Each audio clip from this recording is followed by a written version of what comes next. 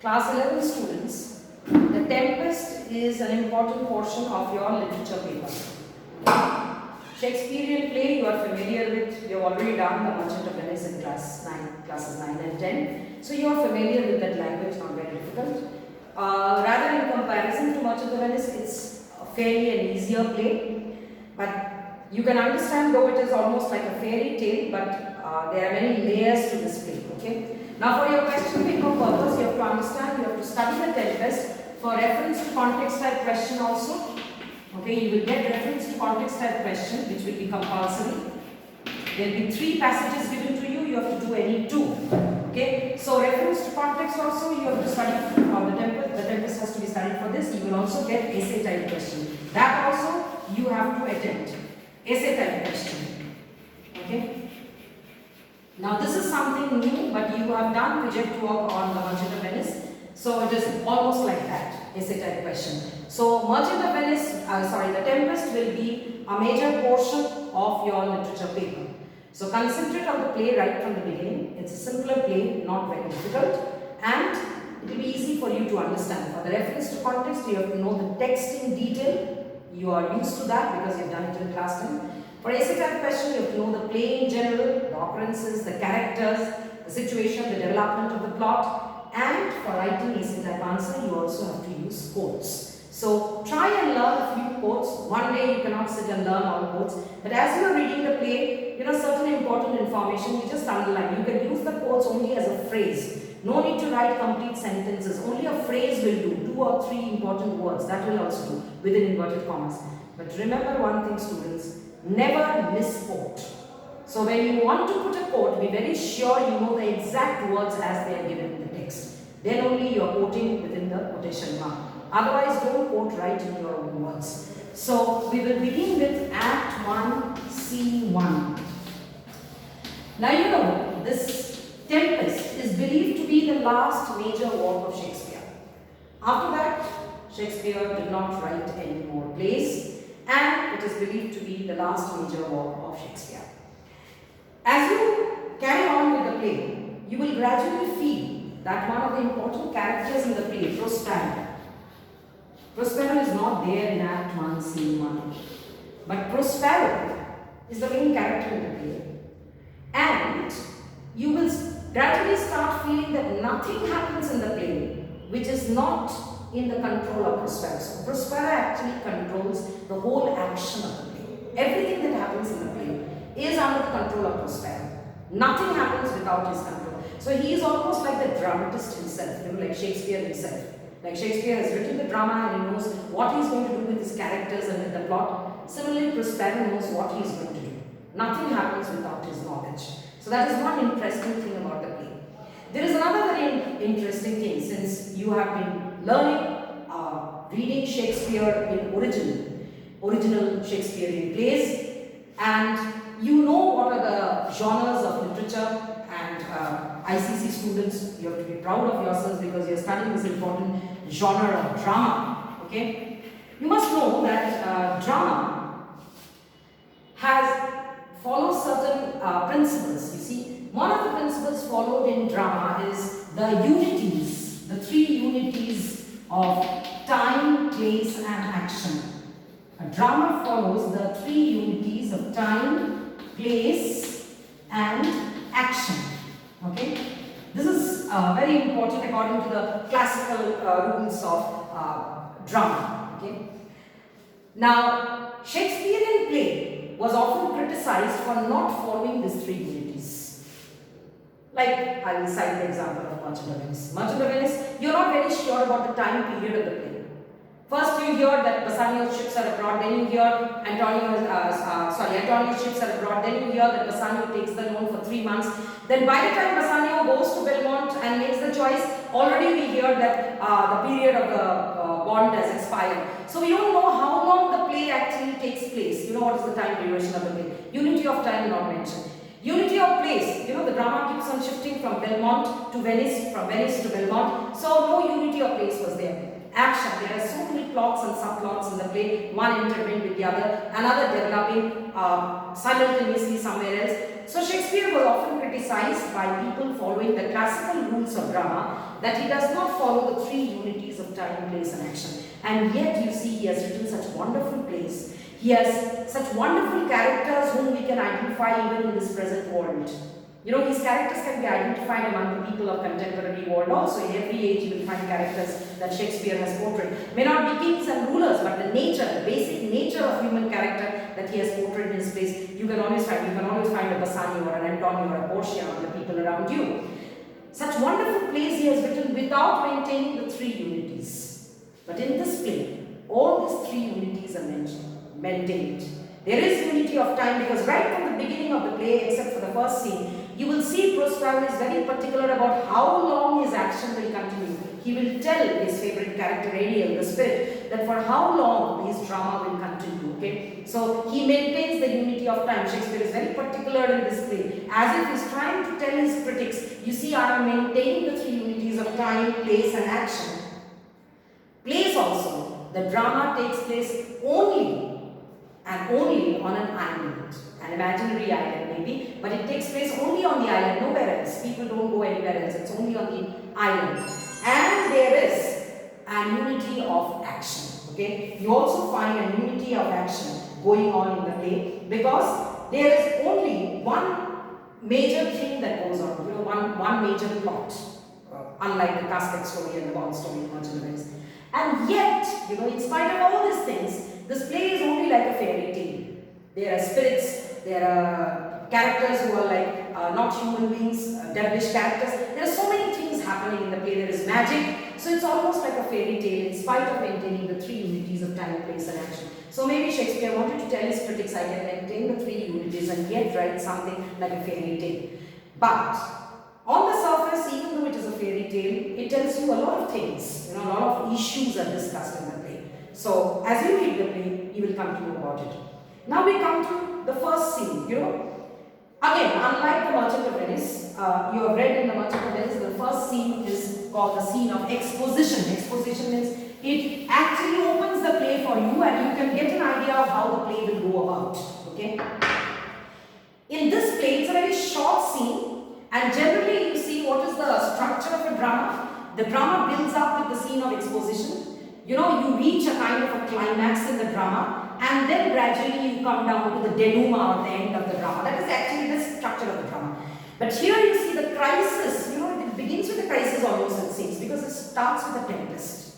The title is The Tempest and the play begins with the tempest. You know, as the stage opens for you, you see thunder, lightning, the sound of storm, you know, there is a lot of confusion. And naturally, when there is confusion, when there is a disaster, when there is a crisis, you don't expect people standing and giving long dialogues. You know, like Hindi movie heroes getting 10 bullet shots and yet saying an emotional speech and then dying. It's not like that, you know.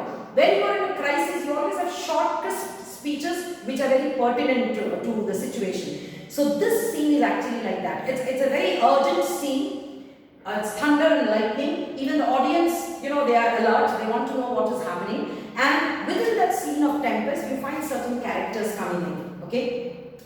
So look at the stage direction. A tempestuous noise of thunder and lightning is heard. And enter a shipmaster and a boatswain. Shipmaster and boatswain are ordinary people. You see, again, unlike the normal Shakespearean characters of a rich merchant or a rich young man or a king or a nobleman, these are ordinary people first entering the stage. A shipmaster and a boatswain. Ordinary people. Okay. The shipmaster is calling out boatswain. Boatswain is answering, hey master, what cheer?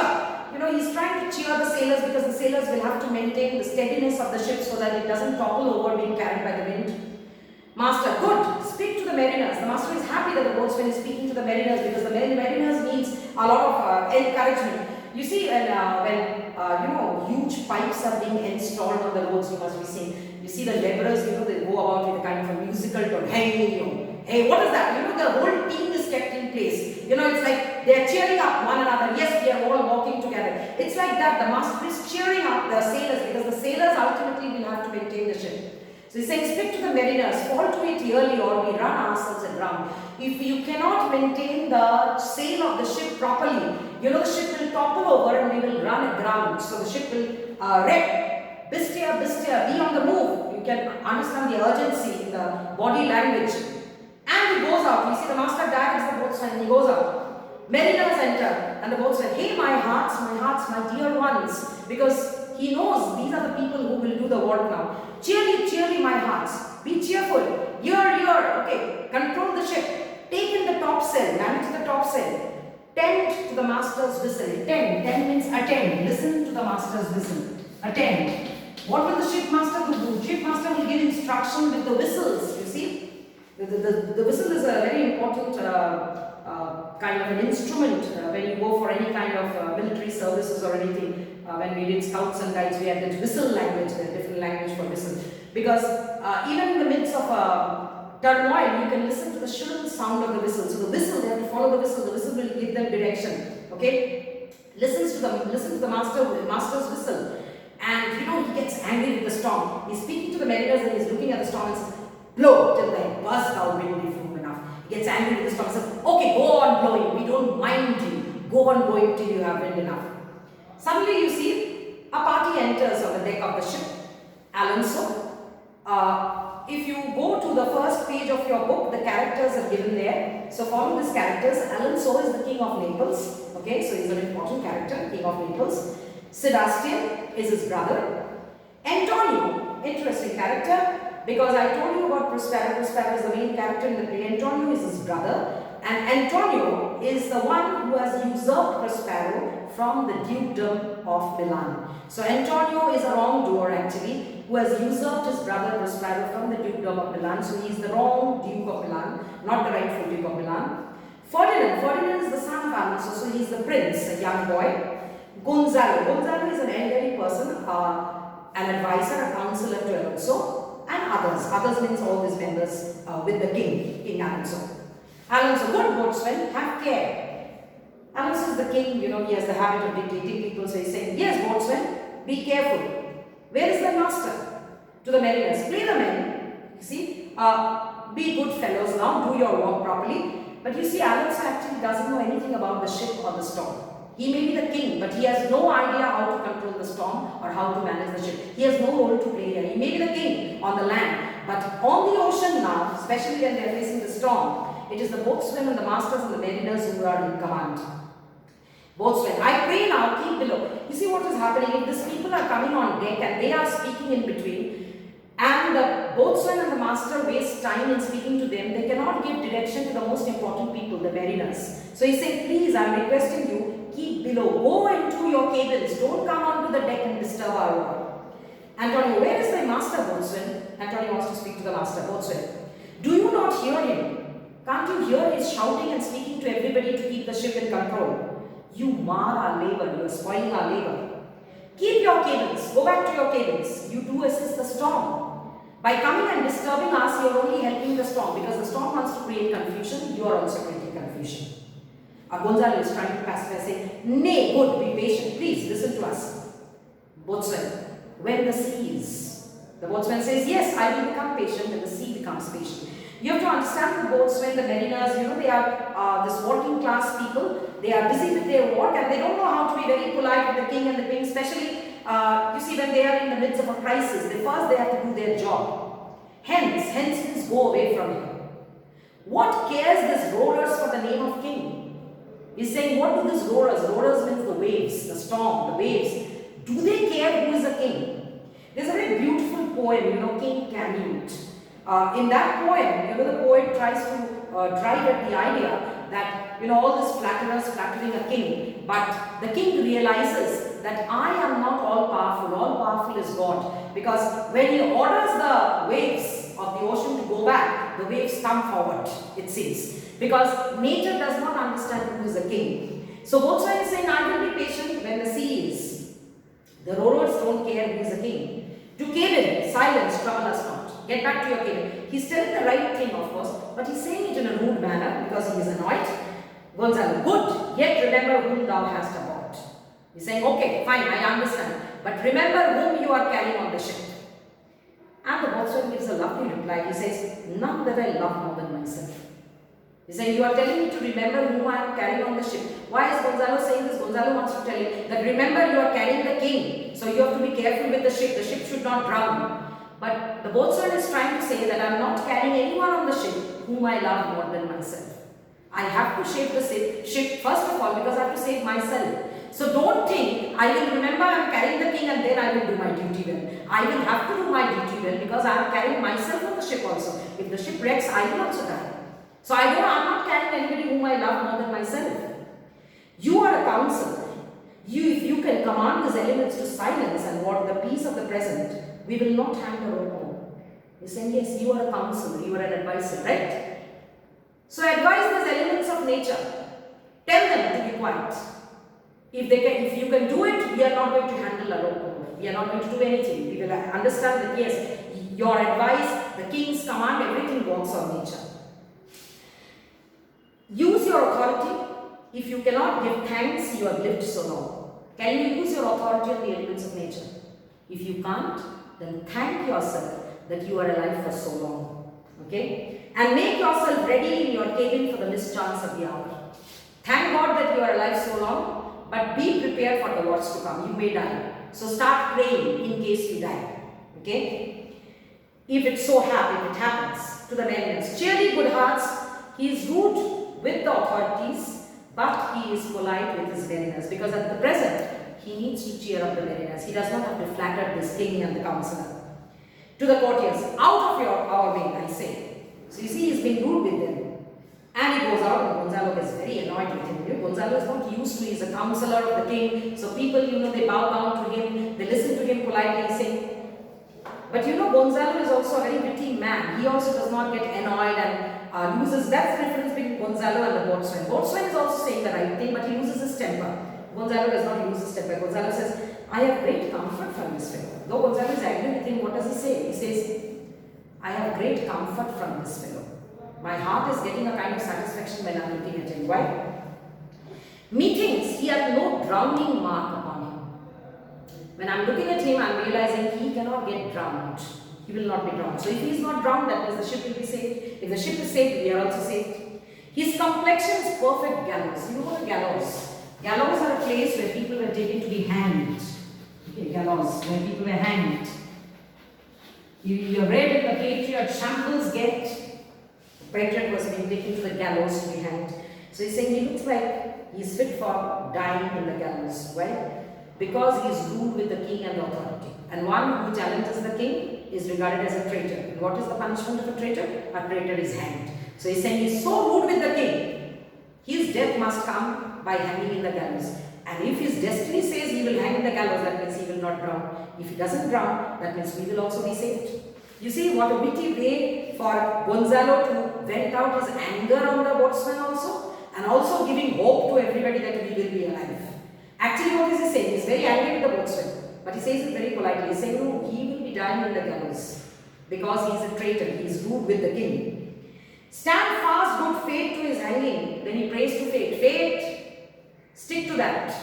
That let the boatswain be hanged, because then we will reach the land. Make the rope of his destiny our cable.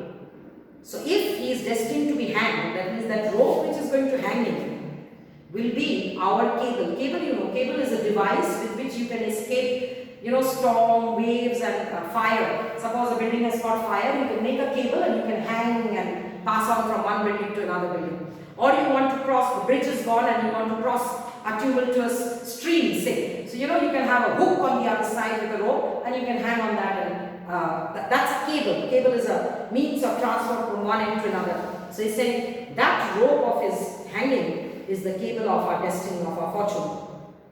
Our own dark little advantage. Because even Gonzalo agrees that the storm is so dangerous because he doesn't see any hope of survival. But the only hope is that the boatswain is destined to die in gallows because he's rude to the king, he's a traitor.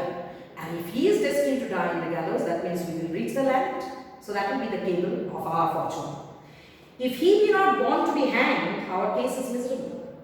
If he is not born to be hanged, then there is no hope for us to survive. And he goes out. The boatswain enters again. Boatswain down with the topmast. You see this entering, going out and entering. This shows the urgency of the situation. Fast movement is going on. Okay. Down with the topmast. Here, lower the topmast.